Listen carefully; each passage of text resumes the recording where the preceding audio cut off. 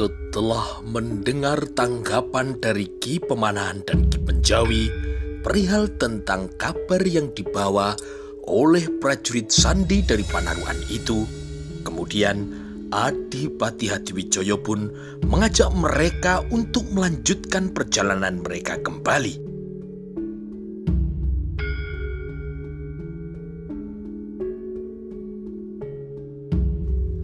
Baiklah Kakang, mari kita lanjutkan perjalanan kita kembali. Baik Kanjeng Adipati, kata Ki Pemanahan. Kemudian ia pun segera melambaikan tangan kepada Wenang Wulan yang berada agak jauh di sebelah selatan.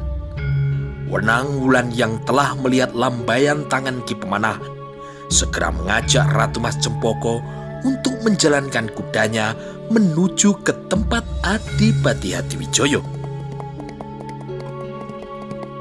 Kuda yang ditunggangi oleh Ratu Pajang bersama kuda yang ditunggangi oleh Wenang Wulan kini segera berjalan menuju ke tempat Adipati Hadiwijaya bersama dengan Ki Pemanahan dan Ki Penjawi yang telah menunggu mereka untuk melanjutkan perjalanan mereka.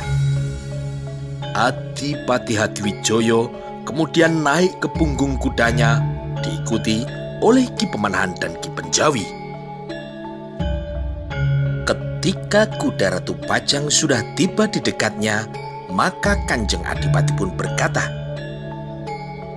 "Nimas, mari kita lanjutkan perjalanan kita."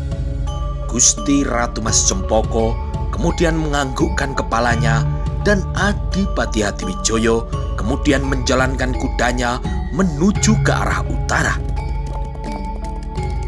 Ketika senja telah membayang, 5 ekor kuda itu masih berjalan terus dan jaraknya pun kini menjadi semakin dekat dengan kota raja. Ketika langit telah menjadi gelap, mereka berlima telah sampai di perbatasan kota Raja Demak. "Sebentar lagi kita akan sampai di alun-alun, Nimas," kata Adipati Hadiwijaya. Ratu Pajang hanya mengangguk. Ia menjadi tidak sabar, seakan-akan jarak yang sudah dekat itu akan dilaluinya dengan sekali lompatan kudanya. Meskipun lambat, beberapa saat kemudian akhirnya sampailah rombongan Adipati Pajang itu di alun-alun Demak, dan kini kuda mereka pun mulai berjalan menuju ke gerbang keraton. Mereka berlima kini turun dari kudanya. Sementara itu, penjaga gerbang, 2 orang prajurit Wirotamtomo mempersilahkan mereka untuk langsung masuk ke dalam keraton. Setelah menambatkan kudanya di dekat gerbang keraton, maka Adipati Hadiwijaya bersama dengan Ratu Mas Cempoko kemudian berjalan masuk ke halaman. Ketika langkah Ratu Mas Cempoko memasuki regol kedaton, wajahnya menunduk. Sekuat tenaga, ia berusaha menahan tangis sehingga dadanya kini menjadi terasa sesak.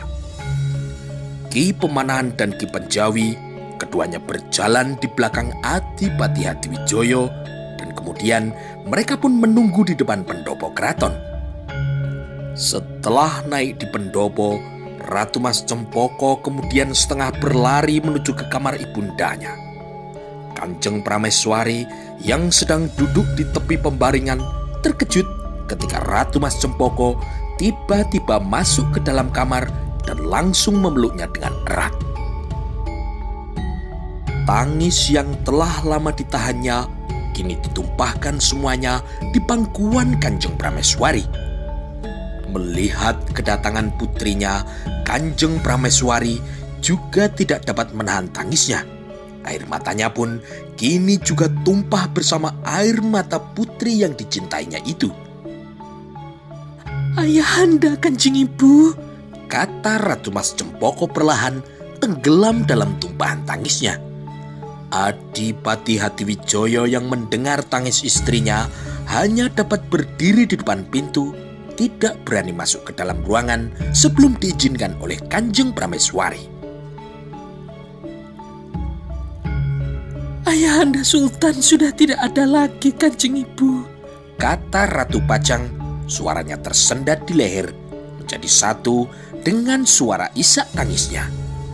Pelukan Kanjeng Prameswari terhadap dirinya menjadikan tangisnya tidak terbendung lagi. Dan ketika keduanya masih bertangisan, masuklah ke dalam kamar Ratu Prawoto bersama dengan Ratu Kalinyamat yang telah mendengar kedatangan adiknya dari Pajang. Kanjeng Prameswari bersama putri dan menantunya kini semuanya memeluk Ratu Mas Cempoko yang tidak sempat menyaksikan pemakaman ayahandanya. Adipati Hadiwijoyo yang kini telah bersama dengan Sunan Prawoto dan Pangeran Hadiri hanya dapat berdiri di luar kamar.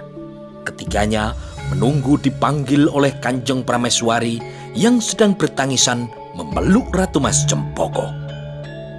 Beberapa saat kemudian, setelah tangis mereka mereda, maka Kanjeng Prameswari kemudian memanggil mereka bertiga untuk masuk ke dalam kamarnya. Hadiwijoyo, Kanjeng Sultan telah dimakamkan kemarin siang. Aku tidak bisa menunggu sampai kalian tiba dari Pajang, Ger, kata Kanjeng Prameswari. Iya Kanjeng Ibu, memang itu yang terbaik bagi kita semua, kata Adipati Hadiwijoyo.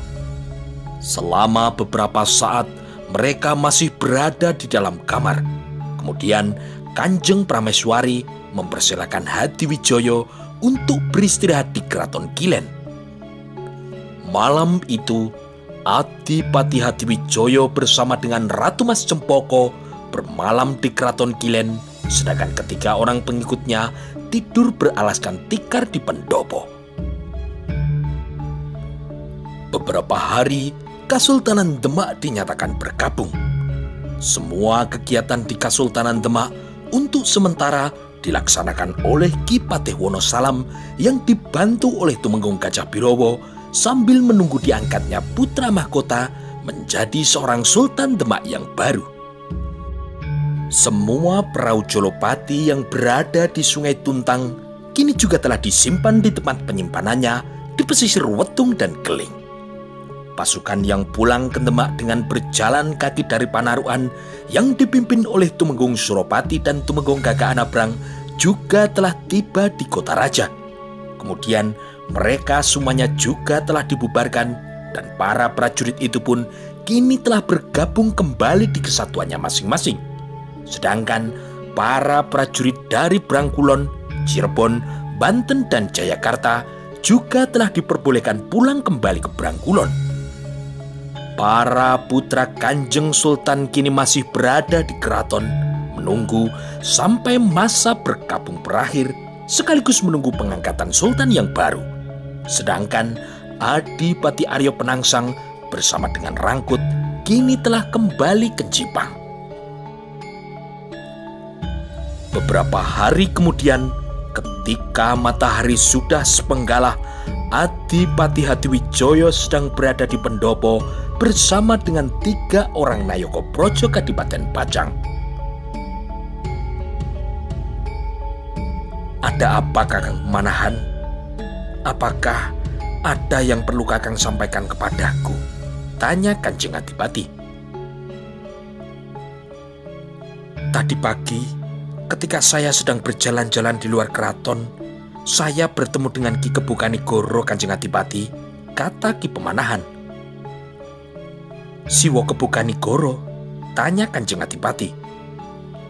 "Iya Kanjeng Adipati, kelihatannya beliau memang akan menemui saya, dan Kebukanigoro berpesan nanti sore sebelum matahari terbenam, Kanjeng Adipati diharap menemui Ki Kebukanigoro di tempat yang biasanya," kata Ki Pemanahan. "Baik Kakang, nanti aku akan ke sana," kata Adipati Hadiwijoyo. Matahari di atas bumi Demak kini perlahan-lahan bergerak ke arah barat. Dan pada saat matahari telah condong ke barat, Adipati Hadiwijoyo berkata kepada istrinya, "Nimas Ratu, aku akan menemui Siwo Kebukanigoro di luar keraton dulu. Di mana Kanjeng Adipati akan menemui Siwo Kebukanigoro? Tanya Ratu Mas Cempoko. Di jalan yang menuju ke Kadilangu. Baik, hati-hati Kanjeng Adipati. Iya nih Mas, kata Adipati Hadiwijoyo. Setelah itu, ia pun berjalan keluar dari dalam kilen, berjalan sendiri tanpa disertai oleh para pengikutnya. Beberapa saat kemudian, sampailah kini Adipati Hadiwijoyo di jalan yang menuju ke Kadilangu. Panas pun kini sudah mulai jauh berkurang, dan di kejauhan, di bawah sebatang pohon, dilihatnya seorang yang memakai caping sedang duduk di bawah pohon. Itu pasti Siwo Kebukanigoro, kata Adipati Hadiwijoyo dalam hatinya. Langkah Adipati Pajang itu semakin dekat dengan orang yang bercaping. Dan ketika keduanya sudah berhadapan, terlihatlah orang yang bercaping itu memang Ki Kebukanigoro. Adipati Hadiwijoyo segera mencium tangan uwonya, dan uwonya pun berkata, "Bagaimana, Nger? Apakah kau selamat, Hadiwijoyo?"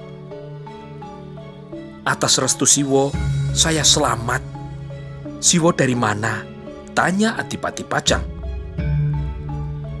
"Beberapa hari aku berada di Lasem mengunjungi sahabatku. Tetapi sebelum itu aku berada di Panarukan melihat perang yang hanya berlangsung sepenginan saja," kata uwonya. "Siwo melihat ketika Kanjeng Sultan terbunuh, wo?" tanya Adipati Hadiwijoyo. "Tidak, Nger. Saat itu aku berada di luar perkemahan prajurit, dan aku masih berada di Panarukan beberapa hari setelah para prajurit Demak kembali ke kota raja," kata uwonya. "Jadi, Siwo masuk ke kota Panarukan, wo?" tanya sang Adipati. "Ya, dan aku berhasil mendapat beberapa berita tentang penyebab kematian Kanjeng Sultan," kata Ki Kebukanigoro. "Berita yang bagaimana, wo?" tanya sang Adipati. "Berita yang simpang siur, Nger," kata uwonya sambil tersenyum. "Berita yang dibawa oleh prajurit Santi Pajang, Kanjeng Sultan telah dibunuh oleh seorang anak yang berusia 10 warso, putra dari Bupati Surabaya, wo," kata Adipati Pajang. "Ya, aku juga mendengar itu, Nger. Tetapi apakah begitu mudahnya seorang anak kecil bisa membunuh seorang sultan di hadapan semua temenggungnya?" "Iya, wo. Saya juga tidak percaya. Lalu, berita apa lagi yang beredar di Panarukan tentang penyebab dari kematian Kanjeng Sultan, wo?" tanya sang Adipati. "Ada berita lain yang kini beredar di Panarukan tentang penyebab kematian dari Kanjeng Sultan." "Kenapa, wo?" "Sultan Trenggono terbunuh bukan karena ditusuk pisau oleh seorang anak kecil yang baru berusia 10 warso," kata Ki Kebukanigoro. "Siapakah yang telah membunuh Kanjeng Sultan, wo?" tanya Adipati Hadiwijoyo. Kebukanigoro hanya tersenyum. Dia mengeluarkan beberapa buah jagung rebus dari bungkusan yang dibawanya. "Jangan tergesa-gesa. Sini, duduklah dulu di depanku, Nger. Kita berbicara sambil makan jagung rebus yang aku bawa ini," kata uwonya. Adipati Hadiwijoyo kemudian duduk di depan Ki Kebukanigoro, lalu mengambil sebuah jagung rebus yang ada di dalam bungkusan milik uwonya. "Jagungnya masih muda, wo. Enak," katanya sambil menikmati makan jagung rebus.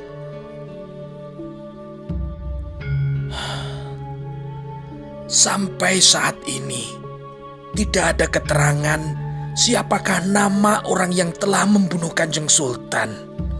Tetapi berita yang beredar di Panarukan Pembunuhnya adalah orang yang berasal dari Brangwetan, yang kala itu berada di dalam kemah Kanjeng Sultan Trenggono, kata Ki Kebo Kanigoro. Kebo Kanigoro kemudian terdiam sebentar dan kini ia pun melanjutkan ceritanya lagi. Menurut cerita yang aku dengar dari beberapa orang Panarukan,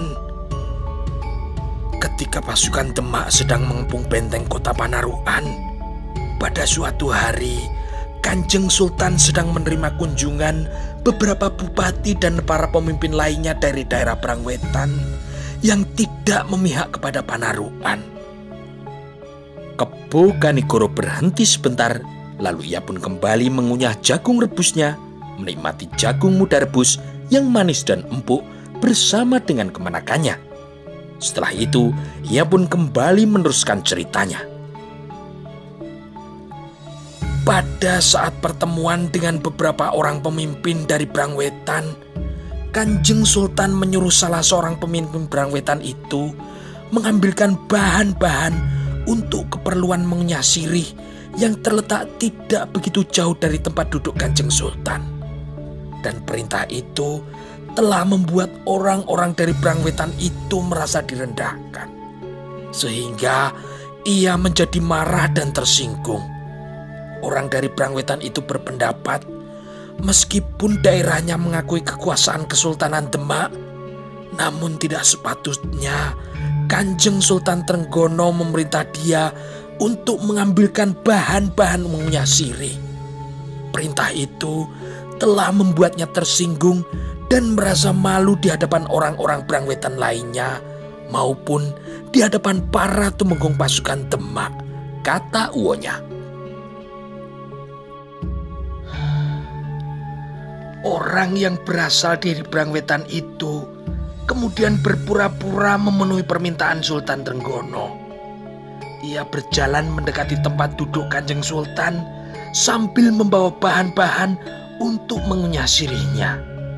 Tetapi begitu ia sudah berada dekat sekali dengan Kanjeng Sultan, tiba-tiba ia menghunus kerisnya dan ditusukkan ke tubuh Kanjeng Sultan, kata Ki Kebo Kanigoro. Kanjeng Sultan yang saat itu tidak siap sama sekali, tidak menyangka akan diserang oleh orang Brangwetan itu. Tubuhnya telah tertusuk oleh keris yang telah diberi warangan yang sangat kuat.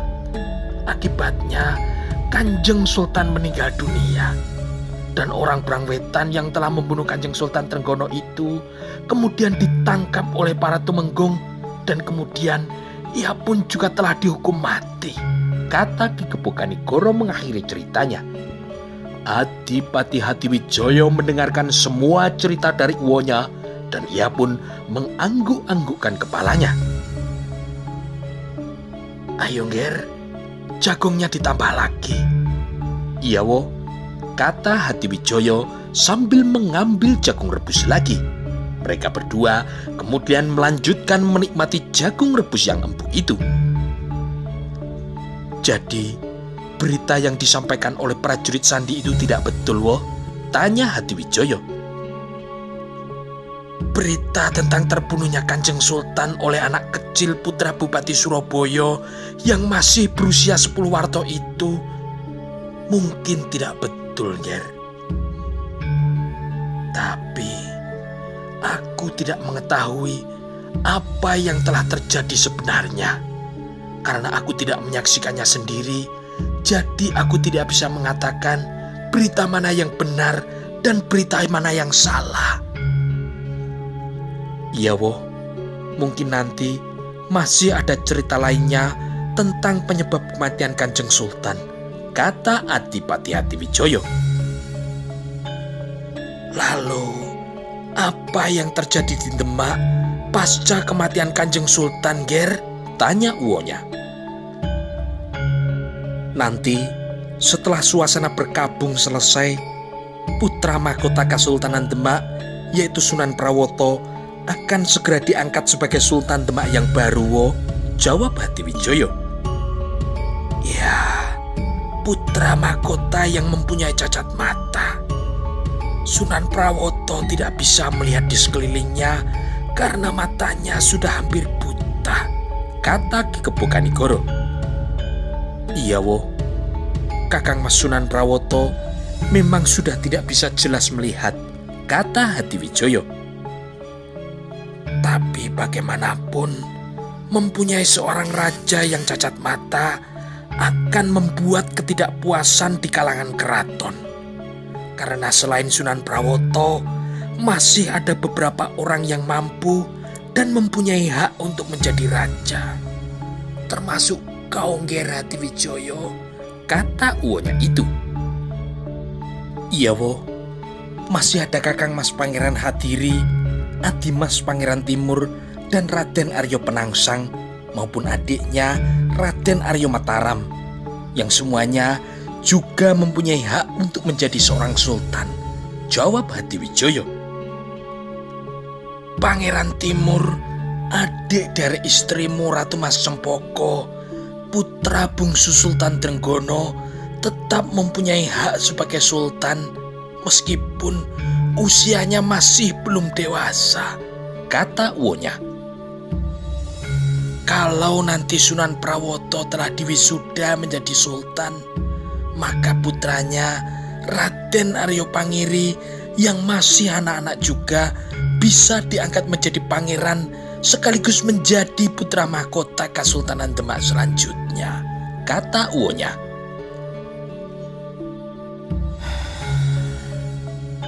Ngger Hadiwijoyo, di antara keempat orang yang mempunyai hak menjadi seorang sultan, yang paling berbahaya adalah Aryo Penangsang.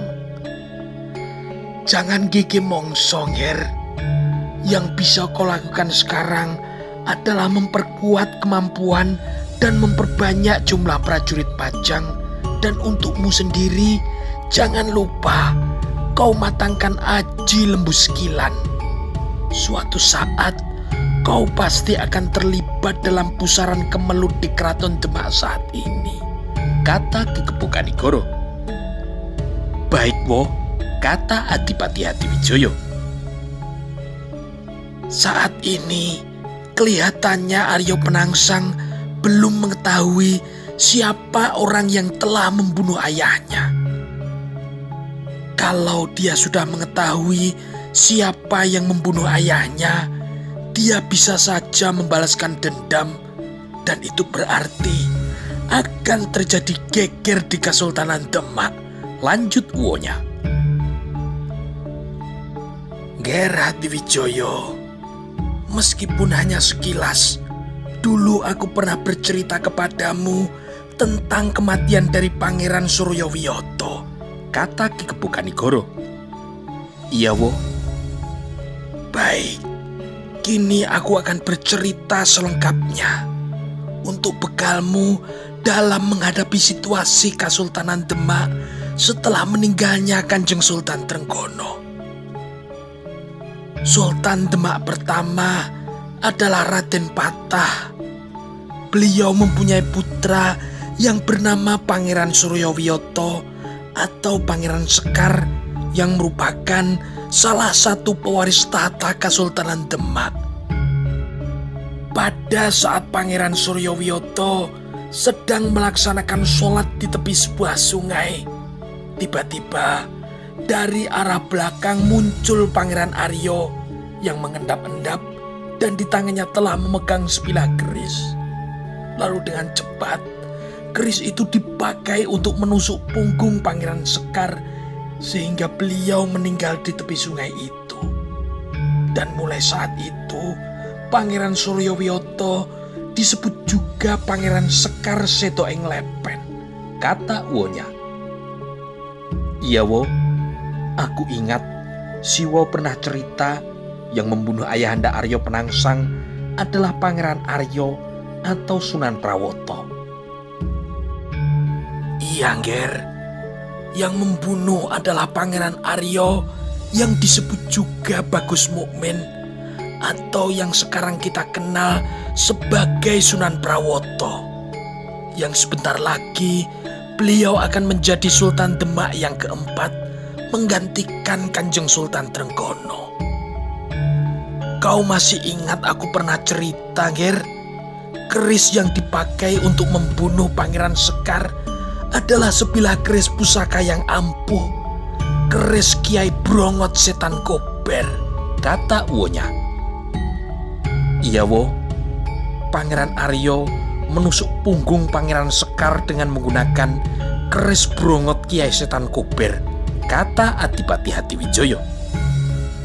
Ya, keris pusaka Kiai Setan Kober adalah sebuah keris pusaka milik Kanjeng Sunan Kudus, adik dari istri Pangeran Sekar Sitoeng Lepen, kata Wonya. Jadi, Kanjeng Sunan Kudus sebenarnya adalah paman dari Aryo Penangsang, Wo? Tanya Adipati Hadiwijoyo. Iya, Ger. Aryo Penangsang semasa kecil di samping tinggal di keraton, ia pun sering juga tinggal di Panti Kudus. Dan ia juga diangkat sebagai murid oleh Kanjeng Sunan Kudus. Dan kini ia telah mewarisi ilmu dari Panti Kudus yang luar biasa, kata Ki Kepukanigoro. Kenapa keris Kiai Brongot Setan Kober bisa berada di tangan Pangeran Aryo, Wo? Tanya Hadiwijoyo. Ya, kenapa keris Kiai Brongot Setan Kober bisa berada di tangan Bagus Mukmin? Itu semua ada ceritanya. Pada saat itu, Kanjeng Sunan Kudus sedang berada di kota Rajan Demak. Datanglah Bagus Mukmin yang merupakan salah satu murid dari Sunan Kudus ke Panti Kudus. Lalu ia pun menemui istri dari Sunan Kudus. Dan ia berkata bahwa ia diutus oleh Kanjeng Sunan Kudus untuk mengambil keris pusaka Kiai Setan Kober. Maka keris Kiai Setan Kober pun kemudian diberikan kepada Pangeran Aryo yang mengatakan bahwa ia adalah utusan dari Sunan Kudus, kata Ki Kepukanigoro. Sesaat sebelum Pangeran Sekar meninggal, jari tangannya sempat menuding ke mata Bagus Mukmin sambil berkata, "Bagus Mukmin, apakah matamu buta? Orang yang sedang sholat kau tusuk dari belakang." Dan sejak saat itu, mata Pangeran Aryo semakin lama semakin terlihat buram. Aku tidak tahu kebutaan Pangeran Aryo dikarenakan kata-kata dari Pangeran Suryowiyoto atau karena sabdo dari Kanjeng Sunan Kudus yang gusar. Karena Pangeran Aryo berani berbohong mengambil keris Kiai Setan Kober dan menemui istri Kanjeng Sunan Kudus pada saat suaminya sedang tidak berada di rumah. Apalagi kemudian keris Kiai Brongot Setan Kober ternyata dipakai untuk membunuh kakak iparnya, Pangeran Sekar Sitoeng Lepen.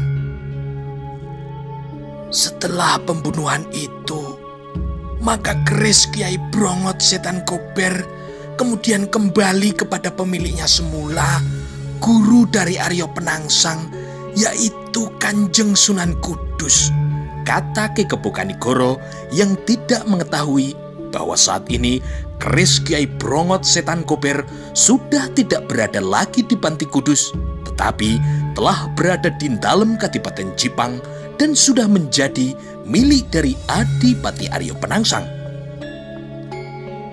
Oleh karena itu, Hadiwijoyo, situasi Kasultanan Demak sepeninggal Kanjeng Sultan Trenggono adalah seperti api dalam sekam. Suatu saat, api itu dapat membakar para pewaris tahta dari Kasultanan Demak ini. Saat ini, kau jangan membuat persoalan apapun dengan Aryo Penangsang. Kau harus bisa menjaga jarak dengan dia, kata Ki Kepukanigoro. Baik, Wo, kata Hadiwijoyo. Cepat atau lambat, Aryo Penangsang yang tidak kenal takut pasti mengetahui siapa yang telah membunuh romonya. Dan kalau Aryo Penangsang telah mengetahui siapa pembunuhnya, maka kemungkinan terburuk bagi semua pewaris tahta bisa saja terjadi. Saat ini kau masih aman, Hadiwijoyo. Tetapi kau jangan lengah. Kau harus tetap menempatkan seorang atau 2 orang prajurit sandi di Jipang. Karena tidak tertutup kemungkinan Aryo Penangsang juga mengirim prajurit sandinya untuk mengawasi perkembangan kadipatenmu, kata Ki Kebokanigoro. Ayo, jagungnya dimakan dulu, Hadiwijoyo. Sudah, Wo. Saya sudah agak kenyang, kata Hadiwijoyo. Loh, ini jagungnya masih banyak. Sudah, Wo. Saya sudah kenyang. Baiklah, Nger. Apakah kau membawa keris Kiai Nogo Silumanmu, Nger? Iya, Wo, kata Hadiwijoyo sambil meraba keris Kiai Nogo Siluman. Keris Seluk 13 yang mempunyai pamor beras wutah yang dulu adalah pusaka milik eyangnya Pangeran Handayaningrat yang juga menjadi Adipati Pangging Witrotio, yang kini telah menjadi pusaka sifat kandel bagi Kadipaten Pajang yang selalu terselip di pinggang Hadiwijoyo. Tidak banyak pusaka yang bisa menandingi keampuhan keris Brongot Kiai Setan Kober milik Kanjeng Sunan Kudus. Di Pajang masih ada keris Seluk 7 Kiai Megantoro pemberian Ki Buyut Banyu Biru, kata Hadiwijoyo. Ger, kedua kerismu itu bukan tandingan keris Kiai Setan Kober. Hanya pusaka Keraton Demak, keris Kiai Nogososro, keris Kiai Sabu Inten dan Kiai Sengkelat yang mampu mengungguli keris Kiai Setan Kober, kata uwonya.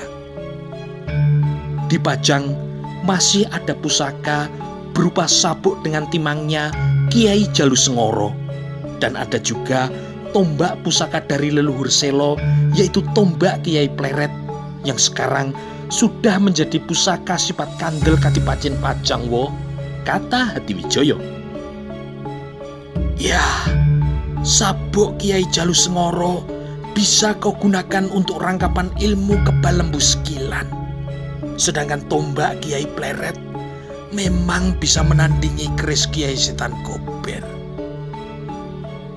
Jadi, kedua pusaka itu seimbang, Wo, tanya Adipati Pajang itu. Ya, kedua pusaka itu memang seimbang. Di samping itu, selain tombak Kiai Pleret, ada pusaka lainnya yang mampu mengimbangi keris Kiai Setan Kober. Keris itu adalah keris Kiai Carubuk, kata uwonya. Kebokanigoro terdiam sebentar. Pengetahuannya yang luas tentang Wesi Aji mampu membuat perbandingan kekuatan beberapa pusaka yang ada di tanah Jawa. Keris Kiai Carubuk milik dari Kanjeng Sunan Kalijogo, tanya Adipati Hadiwijoyo. Ya, keris Kiai Carubuk milik Kanjeng Sunan Kalijogo. Selain itu, di Katilangu ada pula pusaka Kotang Ontokusumo, Nger, kata Kebokanigoro. Kotang Ontokusumo dahulu pernah ditembus oleh keris Kiai Nogososro ketika kotang itu dipakai oleh Sunan Ngudung, kakek dari Aryo Penangsang, sewaktu Demak masih berperang melawan Majapahit. Iya, Wo, saya pernah mendengar cerita itu dari Ki Tumenggung Gajah Birowo, kata Hadiwijoyo.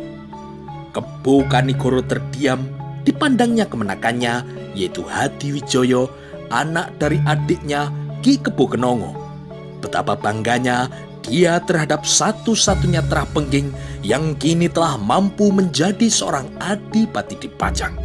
Tetapi ia juga sangat mengharapkan perjalanan hidup Karebet tidak hanya berhenti sebagai adipati Pajang saja, tetapi bisa lebih meningkat lagi ke jenjang yang lebih tinggi, menjadi pemimpin sebuah daerah kesultanan.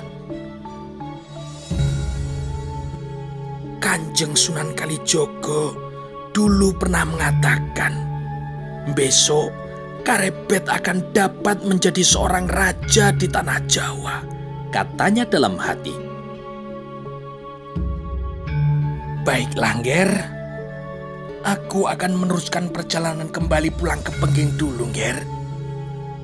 Lalu, apakah kau akan tetap berada di kota raja sampai dilantiknya Sunan Prawoto menjadi Sultan Demak yang baru nanti, Nger? Tanya Uwonya. Iya, Wo. Setelah masa berkabung selesai, Sunan Prawoto akan segera dilantik menjadi seorang sultan, jawab Adipati Hadiwijoyo. Ya, itu memang hak dari Sunan Prawoto. Baik, kita sudah cukup lama berbicara di sini. Sekarang aku pamit dulu akan melanjutkan perjalanan ke selatan, kata Uwonya. Keduanya kemudian berdiri. Setelah mencium tangan Ki Gebo Kanigoro, maka mereka pun berpisah. Adipati Hadiwijoyo berjalan ke arah utara menuju ke keraton, sedangkan Ki Gebo Kanigoro berjalan ke arah selatan menuju ke daerah Pengging. Demikianlah Adipati Hadiwijoyo bersama dengan Ratu Mas Cempoko dan 3 orang pengikutnya masih berada di keraton selama beberapa hari. Dan ketika masa berkabung telah dinyatakan selesai, maka di dalam keraton pun mulai disibukkan akan adanya sebuah pelantikan seorang Sultan Demak yang baru. Sunan Prawoto, meskipun mempunyai cacat mata, penglihatannya sudah tidak jelas, tetapi karena kedudukannya saat ini sebagai putra mahkota, maka ia akan tetap dilantik di Sasono Sewoko sebagai Sultan Demak yang keempat, menggantikan Kanjeng Sultan Trenggono yang telah meninggal dunia beberapa waktu yang lalu. Meskipun tidak terlihat nyata, terjadi sebuah pergolakan di dalam Nayoko Projo Kasultanan Demak sendiri. Beberapa Panji dan Tumenggung sedang menghitung siapakah Nayoko Projo yang terlihat dekat dengan Sunan Prawoto. Berbeda dengan sultan yang terdahulu, yaitu Sultan Trenggono yang pilih tanding, calon seorang sultan saat ini, putra mahkotanya, yaitu Sunan Prawoto, bukan merupakan seorang yang tangguh-tanggon, meskipun di pinggangnya selalu terselip keris pusaka Kiai Betok. Tetapi karena cacat matanya, ilmu Joyo Kawijayan dan Guno Kasantikan yang dimilikinya tidak mencerminkan ketinggian ilmu kanuragan seperti yang biasanya dimiliki oleh seorang sultan. Setelah Sultan Trenggono meninggal dunia, Ki Patih Wonosalam adalah orang yang paling disibukkan dengan semua pekerjaan pemerintahan Kasultanan Demak. Sepeninggal Sultan Trenggono, semua urusan pemerintahan Kasultanan Demak dijalankan oleh Ki Patih Wonosalam bersama dengan para Nayoko Projo. Sedangkan semua Tumenggung, para Panji, Ronggo, dan para prajurit masih tetap menjalankan tugas seperti biasanya. Saat ini, Keraton Demak telah disibukkan oleh sebuah pekerjaan besar. Karena beberapa hari lagi, di Sasono Sewoko akan diadakan pelantikan Sunan Prawoto sebagai Sultan Demak yang keempat. Puluhan prajurit Wiromanggolo telah berangkat menyebar undangan ke semua daerah, termasuk di Brangkulon maupun di Brangwetan.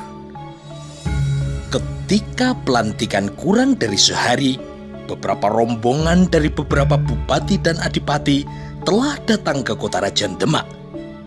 Adipati Jipang, yaitu Adipati Aryo Penangsang, juga telah hadir bersama Rangkut. Sedangkan Ki Patih Matahun tetap menjalankan pekerjaannya di Jipang Panolan. Ada beberapa bupati dari Brangwetan yang tidak mau hadir ke kota Raja Demak. Mereka hanya mengirim utusan beberapa wakilnya, bahkan ada juga yang sama sekali tidak mau datang di hari pelantikan.